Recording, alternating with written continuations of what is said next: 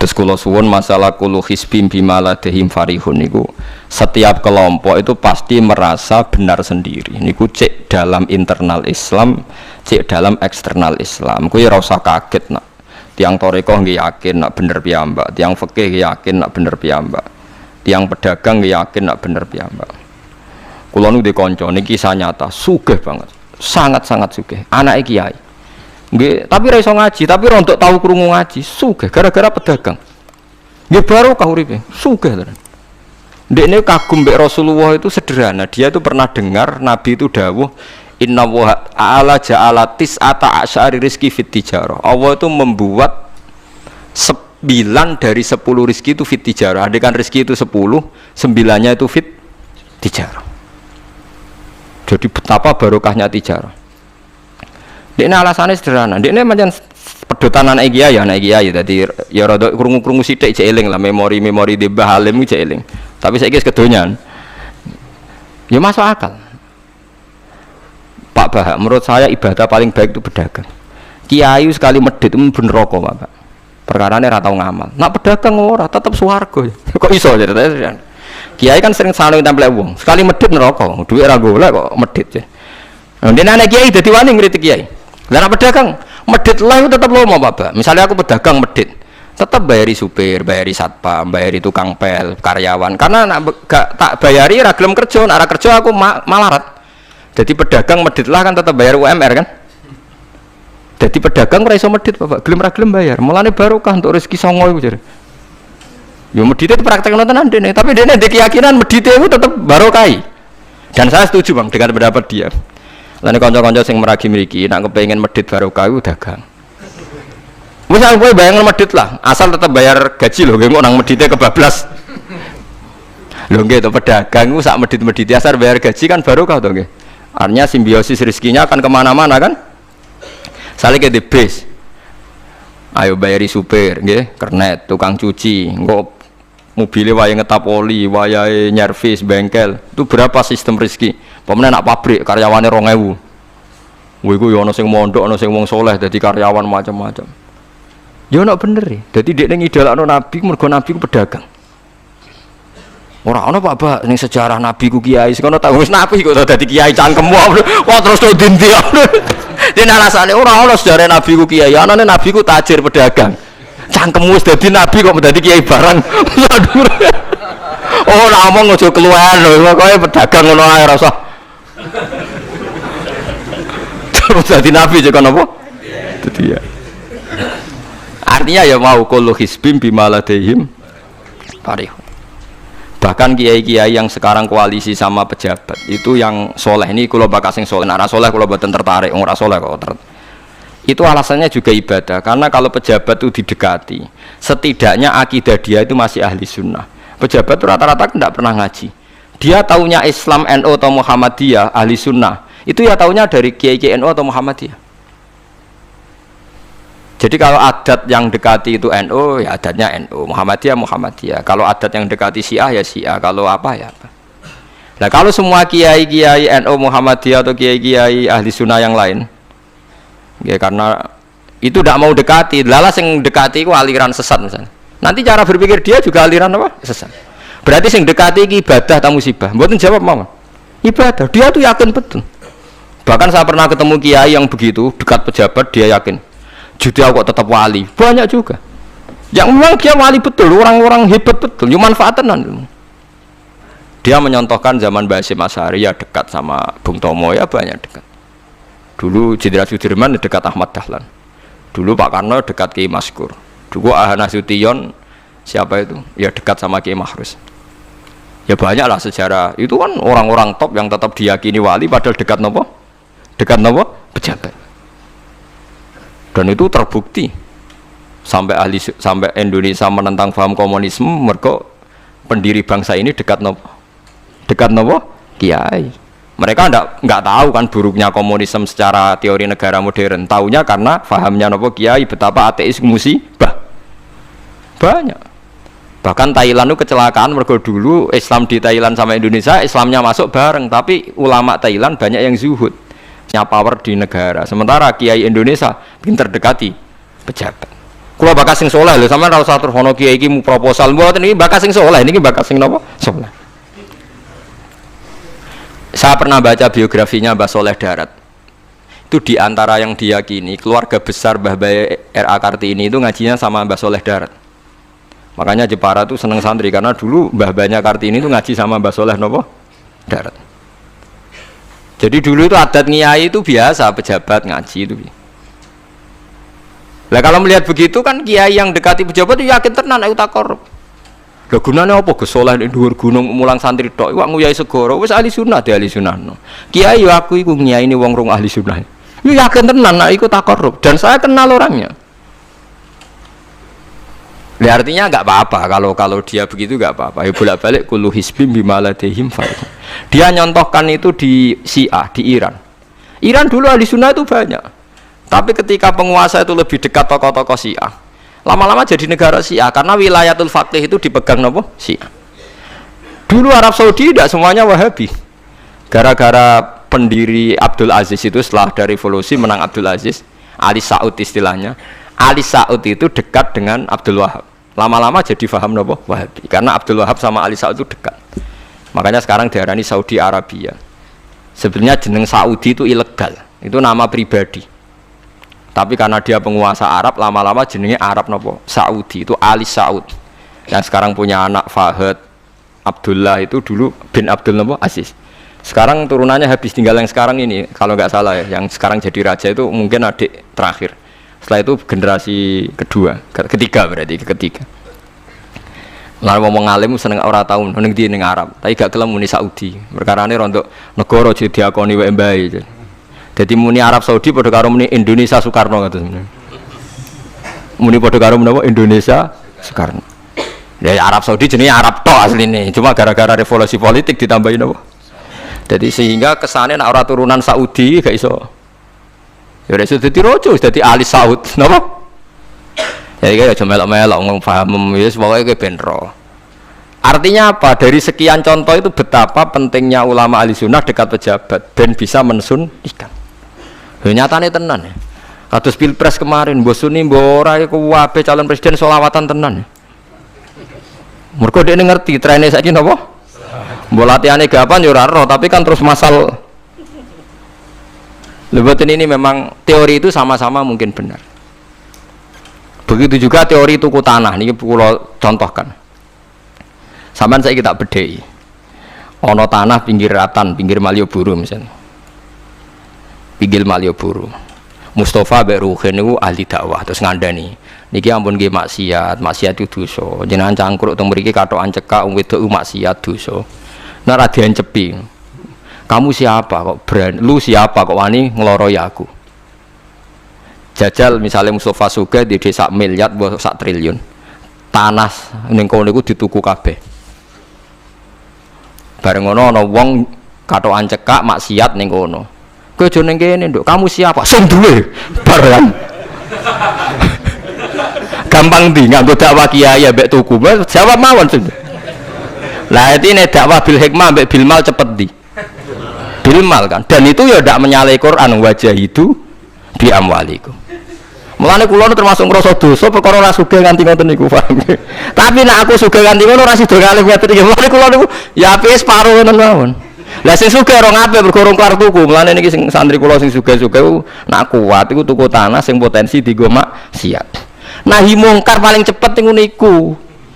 Mergo anggere takoki lu siapa? Sing duwe iku leren wis. Lho nggih to nggih. Gon-gon dalan sing dienggo maksiat, mbok loro tok kan suwi, tapi nek iku mbok tuku, terus tetep dienggo, nak ngusir kan gampang. Lu siapa kok ngusir? Sing duwe. Gampang ndi? Ha mulane mulai dhisik agama ora iso ninggal wong sugih. Bilal iku melarat. Dadine wali mergo melarat sabar ning tauhid. Tapi sing nyelametno donyane Abu Bakar. Dadi pancen mlakune agama yo kombinasi melarat ambek sugih. Mulane sing melarat ora usah ndonga sugih perkara niku kombinasi wae. Tapi nek wis bosen banget yo oleh lah maksudnya iki. Nah ndonga ngeten apa Gusti contoh melarat mboten kula nggih mun wonten Gusti. Kadosnya ndak mendesak harus saya, ndak mendesak harus apa? saya. Kita kula mun suwi ya Gusti dadi contoh mun apa? Paham gitu. Terus nahi mungkar niku nggih wonten istihade dadi. Nggih sama nahi mungkar dalam politik nggih ngoten. Dulu di Rembang juga banyak lokalisasi. Kula masih ingat kecil saya dan ya kuat karena di backing oknum-oknum tertentu. Tapi ketika bupati itu mulai dekat kiai. Pernah era kakak saya kandung itu wakil bupati. Setelah itu anaknya Kiai Khalil. Sekarang itu teman saya malah yang jadi bupati. Itu ya rubahnya luar biasa karena ya guyonan mereka paling nyai Gus dakwai kesuwen. Bupati gampang Gus gawe SK ngongkon Satpol PP. Artinya jangan kira orang-orang baik yang lewat pejabat itu tidak kalah kontribusinya, ya banyak juga. Ini bakas sing soleh loh, ini bakas sing napa? Soleh. Artinya kullu hizbin bima ladaihim farihun. Yang yakin dengan kebaikan bentuk ini juga banyak. Kowe aja mau meyakini dhewe apik kok Mustofa, langgare cilik tetep istiqomah, nak bar wiridan ra donya. Iku ya apik, tapi dene ya ben yakin bener dhewe ben terus. Nah dene yakin terus calon bupati malah dadi kan. Tapi jangan merasa benar sendiri. Ya yakin saja kalau dia benar. Tapi jangan yakin benar sendiri karena dia tidak bisa bikin SK untuk membubarkan tempat maksiat. Utawa oleh suatu tanah sing dienggo napa? Maksiat. Jadi pilihannya bubarno niku. Nah sampean takok, lah nek ngono ulama ra kalah, goblok kena ulama kalah. Ulama tetap paling bener. Perkarane piye? Wong sugih mau iso ngusir wong maksiat kok tanahe ning tanah liya, tapi ora iso ngilangno maksiat mentale wong iku. Lha iku sing rada betah ngilangno sak mentale iku ulama. Mulane ulama takoki, "Lah kok iso tapi sampean ra iso ngusir kok gon maksiat, tapi mau pindah tok wonge tetep maksiat." Lah sing iso nobatno iku ulama. Ya rada menang meneh maksudnya ya rada lumayan. Mulane kula nganti saiki cek susah. Kula nate maca kitab ana cerita, muga-muga ora bener cerita iku, tapi kula kadung maca. Ajane nyesal kula maca niku. Tapi kula kadung napa maca. Dadi ana wong mati syahid, wong melarat, wong lomo sugih ambek kiai alim. Niku ning pintu swarga. Wis jelas mlebu swarga. Lha iku iso bantah-bantahan. Jare sing mati syahid saya dulu karena jelas di hadis-hadis sahih itu mati syahid itu spesial. Jadi saya paling berhak masuk dulu. Jare sing melarat enggak. Di hadis-hadis orang melarat sabar itu spesial, jadi saya dulu. Jadi sing sugih ndak, orang kaya dermawan itu spesial, jadi saya dulu. Ulamae menengae roh wong telu goblok bantah-bantahan ulamae menengae. Bareng menengae, ulamae wong jan ulama kan ya meneng, ndekne lah ya bingung karena ulama kan banyak pertimbangan, sing marahi iku ndekne kabeh. Akhirnya Allah ngutus Jibril, ya Jibril. Beri keputusan sama mereka. Ya Jibril kan malaikat paling terpelajar. Jibril takok, "Hei kira sabar, kowe kok ora nak kira sabar mlebu swarga?" Jare sapa? Jarene ulama. Aja disiki gurum ya.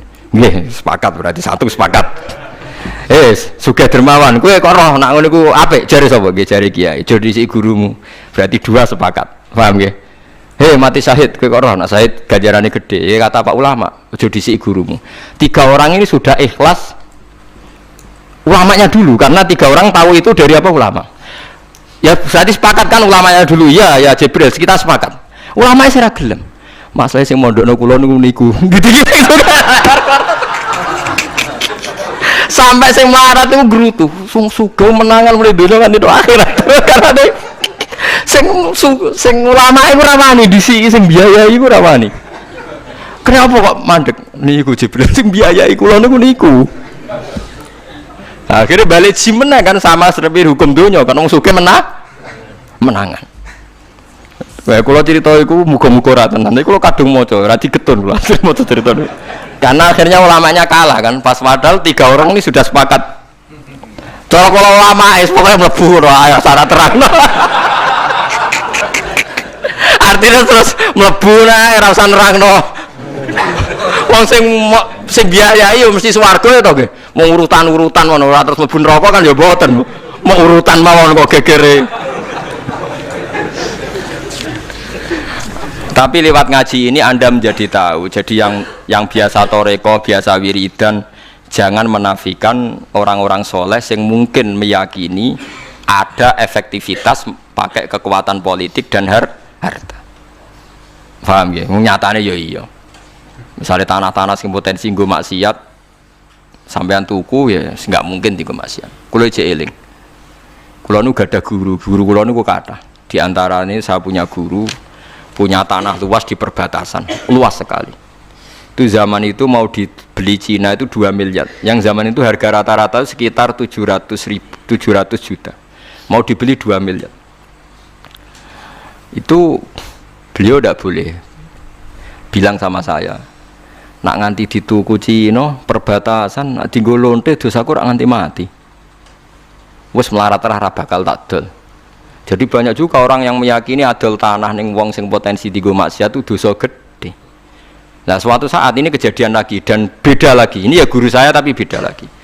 Ada orang punya tanah yang potensinya itu hanya 100 juta karena yang beli Cina dijual 200 juta. Satu keluarga haji semua. Dipakai haji. Itu semua keluarga kiai ini tidak ada yang datang. Kowe iku atuk ora kaji, timbang kaji tanam mbok dol Cina sing potensi digo maksiat. Tangisan deh. Dibatal ora iso. Artinya banyak juga orang yang punya strategi sampai begitu, nganggep begitu itu jihad, menguasai tanah itu apa? Jihad. Karena dengan kita kuasai untuk sujud ya kita, yang taat ya kita, mengendalikan untuk apa juga kita. Oke, dengan kita punya kan mengendalikannya ya kita, untuk apa ya kita. Dengan tidak punya ya tidak kita kan. Nah nanti cerita kan terus wong melarat kados kula rugen kan musibah tenan. Wong kula yo ora tau duwe akeh. Tapi masalahnya kula rapati nyesal. Misalnya kula niku kan terus lewat jalur ulama. Sing nyesal kan rugen. Jalur apa terus? Wiridan kan, wiridan ra kuat suwe kondo kula. Kula dijajahi toriko ora tau tak lakoni Gus. Kula nak wiridan mboten apa betah. Terus jalur apa? Kere sabar mau kan. Lah iku kudu ikhlas kalah meneh ning swarga, paham ya? Mergo kok kiyaine ya dhisikna sapa? Wong sugih. Tapi cerita iku yo aku ya ora percaya, tapi masuk akal. Kula niku ya wah. Sampeyan percaya gak? Ibu ora roh mawon niku terus kula ibu ora roh. Jadi niki ngaji penting nggih ben mboten falatusaku anfusakum. Wong ora usah sok suci. Kebenaran toriko itu ya benar, orang fikih ya benar, orang wiridan yang benar. Tapi sebetulnya mungkin pejabat yang kita kira dekat dengan syubhat itu juga banyak amalnya kan, karena mereka bisa bikin SK berapa ratus tahun doli gara-gara SK-nya wali kota iso dibubar. Sama tak ceritani, anaknya Yusuf Qaradawi yang terkenal ngarang fiqh zakat itu akrab sama Sutioso. Saya dulu itu ikut proses menerjemah fiqh zakat. Memang saya ada orang politik juga enggak orang kaya, tapi saya ikut proses. Hanya saya di antara tim yang ikut menerjemah. Itu gara-gara dekat kiai itu Sutioso memutuskan Kramat Tungkak. Itu dulu kan tempat prostitusi terbesar juga. Sekarang dirubah jadi Islamic apa? Center. Itu baru kayak kiai tak pejabat. Pejabat karena pejabat yang punya SK. Tapi fungsi ini kiai mbok ilangno, pejabat roh pentingnya ngono iku dikandani kiai. Lah sirang mlebu kan rugen tok kan berarti jalur karena mulane kene kudu tunduk be aku. Ini kan masalahnya kok ning akhirat ya tetep kalah ya harus saiki persiapan paham ya. Ya persiapan bus warga wae tapi ora usah nomor apa? Ora arep. Jadi kurang contohnya Kramat Tungkak itu yang bisa memusnahkan itu ya dulu ketika Sutioso gubernur dan dia dekat sama anaknya Yusuf Qaradawi terus punya fiqh zakat. Lama-lama fiqh zakat jadi tren. Sampai di Jakarta ada Basnas, ada rumah zakat. Sekarang di Jogja ada Lazis, ada macam-macam. Barokah trennya figus. Dulu zakat itu enggak jadi kebutuhan, tapi setelah jadi tren, saya ingin orang zakat itu izin. Banyak pegawai-pegawai itu yang enggak sholat tapi zakat. Jadi takutnya kenapa? Tren Pak Ba izin. Jadi kesannya kok antisosial. Jadi kesannya anti apa? Mulane kula kadang nggih. Makanya bapak dulu. Bapak itu anak pertama itu disekolahkan, ya sempat jadi pejabat. Yaitu sirinya kenapa Mbah Hasyim Asari Salim itu Gus Wahid kan belajar bahasa Belanda sampai Inggris. Awal-awal zaman Gus Wahid jadi menteri agama. Andai kan Gus Wahid tidak menteri agama, mungkin cara berislam Indonesia tidak sunni. Karena Gus Wahid pertama jadi menteri terus jadi ahli sunnah. Lama-lama sekarang jadi tren menteri agama Indonesia harus ahli sunnah. Nah gak ya ora pantes. Wong disi-disi wis napa? Ahli sunnah. Ulah tapi kadang santri fanatik, tapi Gus Wahid itu seralim koyo abai. Lah kita fanatik repot kan enggak ngakui kebenaran dengan bentuk lain. Khawarit itu jenenge apa? Khawarit.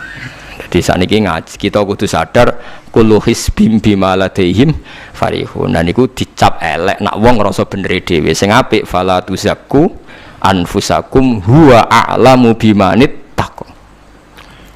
Kula iku jek eling diceritani ada kiai alim, ini kisah nyata. Alim banget. Kula mawon ngakoni nek dene wong alim. Ya alim banget. Tapi wong alim lah iku nek rapati duwe dhuwit iku duwe sandal anyar kowe eling. Iku salah e wong alim rapati duwe dhuwit. Dekne salat ning masjid pinggiratan, masjid umum. Gurine iku ana wong rambute gondrong tatonan. Name nututi dekne curiga sandale didelekno.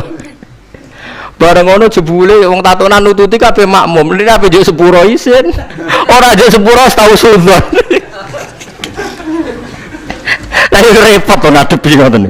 Cara alamat lahir iku preman. Jebule nututine niat ape? Makmum. Kuwet tuh nepol dekne ndelekno sandal. Biye ku carane istighfar. Ayo repot to ngadepi. Lho lah iya jangan kira sampean tak ceritani. Islam sing ijek preman ning dalan-dalan. Saiki wong Kristen gawe gereja iku wedi kiai apa wedi wong Islam preman? Wis jawab jujur. Wedi Islam preman, kok nak kiai ra ngarah piye-piye, cara mangkel iku prosedur. Tapi ngadepi Islam preman. Dobong. Lah ya mesti kadang itu ada fungsi yang kita pun tidak bisa menggantikan fungsi mereka. Meskipun kita tidak pernah membolehkan anarkisme, tapi selalu ada kebaikan yang kita orang baik pun kadang tidak bisa. Kiai sing penggaweane itikaf ning masjid. Apik, kita sepakat apik. Saiki ana wong kesasar ning dalan, sing nulungi wong dalanan ta kiai sing itikaf. Lah, saiki ana kecelakaan ning dalan, tabrakan sing nulungi wong itikaf ta wong sing cangkruk ning dalan. Berarti ada kebenaran yang kita pun orang baik kadang nggak bisa melakukan.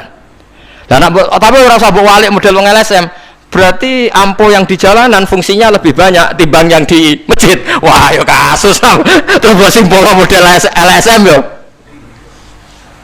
Ya tapi nak buat simpul yang terbaik tetap yang di masjid yo keliru juga kan, kowe mungkiri fakta kan.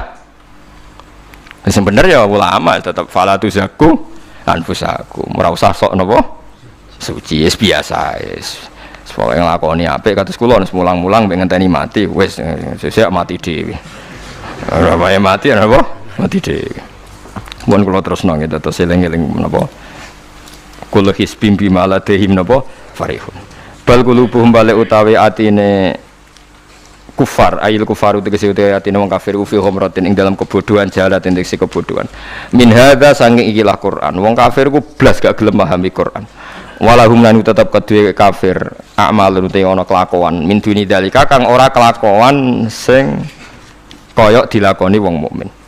Dadi wong kafir wis ora paham Quran duwe kelakuan sing elek sing ora padha mek sing dilakoni wong mukmin. Ilmat kuri kang disebut mukminin kedhe pira-pira mukmin. Hum kang te kufar lah maring amal wa amiluna iku nglakoni kabeh. Fa yu'adzabuna mongko den siksa sapa kufar alaiha ing atase amal walami hatta itu.